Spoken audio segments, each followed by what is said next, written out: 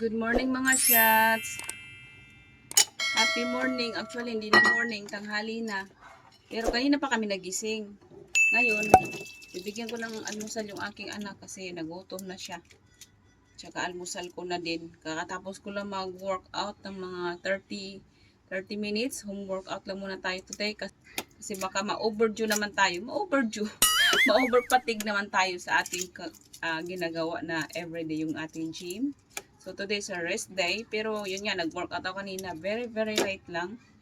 Pagkatapos namin mag-almusal, puntahan ko yung yung frame namin kasi ready to pick up na daw yung aming frame nung Christmas kasi meron yun siya pa free na na frame. So kukunin ko na siya mamaya after ko mag-breakfast, maligo muna ako real quick tapos puntahan ko doon sa apa yung lugar na yun. Basta somewhere in Mabalacat, nakalimutan ko yung Kamachili somewhere. Doon, pupuntahan ko siya doon. And pipick upin natin yung ating frame. So far, mayroon na kaming 2 years na tradition ng aming Christmas photoshoot pictorial. Which is natutuwa naman ako dahil meron kami remembrance every year. Thank you. Kung hindi dumating si Ayana, hindi yan siya mangyayari. Kaya thank you Lord for the blessing. Salamat po. Kain tayo ng itlog. And we'll see kung anong paglalagay ko dito. Kung mari healthy. Uy, sa totoo lang mga shots, ang ano pala ako today is pang 5th day. So today hindi ako mag-gym kasi Sunday nga.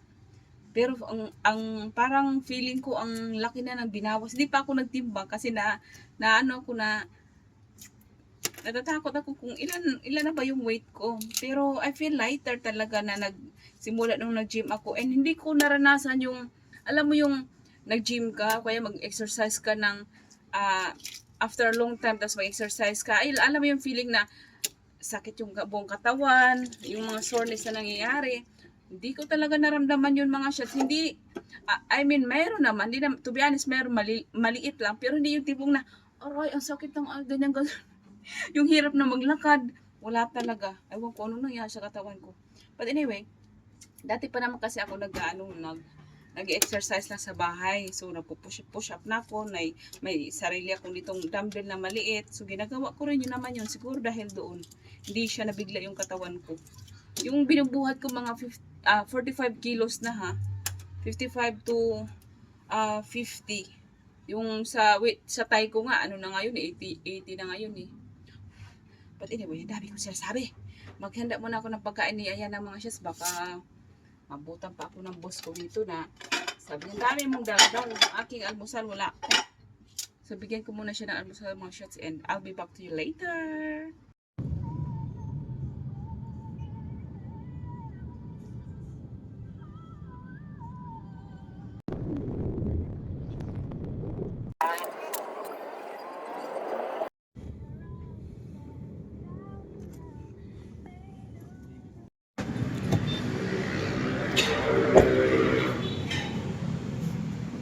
Skytech. Oh, sipag ni Kuya. Pati dito nakamapala to. Akala ko tamang walis-walis lang. Nakamapala. Ang bango naman. Nakakagutom yung amoy. Ang bango. Kasi may romantikong baboy pala dito.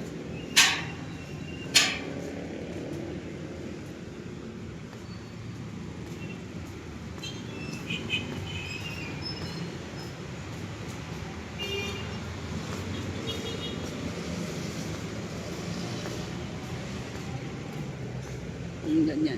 Tsura. Bukas naman yata sila. Ito yung 7-Eleven. Mamaya bibila ko dyan. Ganyan, tsura. Dito tayo sa BPS. BSPS. Busy sila ah.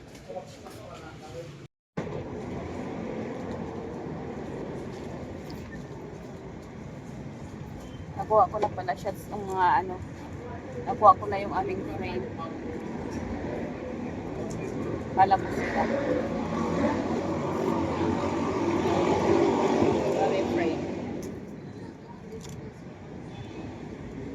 Mali yung napili kong picture dito. Sayang.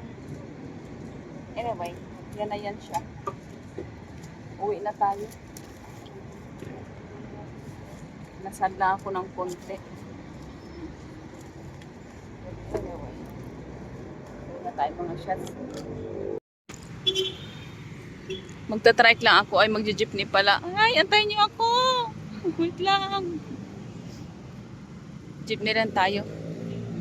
Para tipid. Isang sakayan lang din naman. Papunta dito 150 sa Grab. Jeepney na lang. 12 peso. 12 peso. 12 peso. Ang init.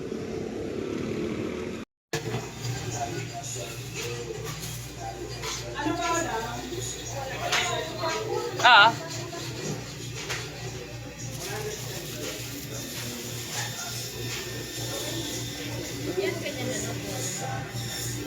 Pero isang gusto. Maganda ako gusto ni Marie.